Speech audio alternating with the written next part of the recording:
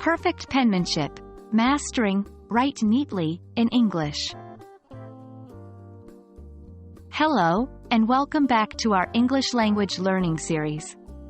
Today, we're diving deep into the world of collocations, specifically focusing on verb plus adverb collocations with manner adverbs. In this video, we'll be dissecting and understanding the phrase, write neatly.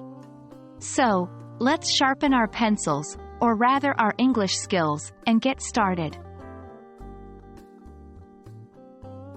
Before we start, let's take a quick moment to revisit the concept of collocations. In English, collocations are words that frequently go together. Today's phrase, write neatly, is an example of a verb, write, and an adverb, neatly, coming together to form a collocation. In the collocation, write neatly, write, is the action, and neatly describes how the action is performed. When we say, write neatly, we're talking about writing in a clear, tidy, and easily readable way.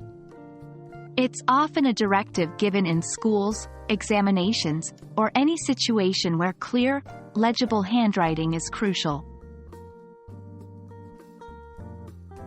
Now that we know what it means, let's see how we can use write neatly in sentences.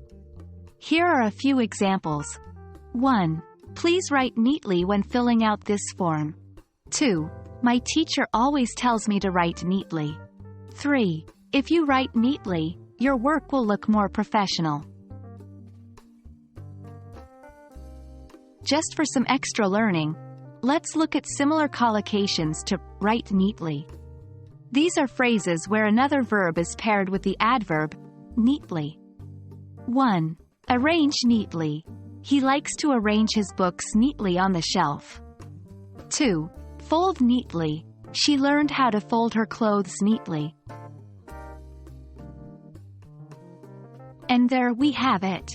By now, you should have a solid understanding of what the phrase, write neatly, means and how to use it in a sentence.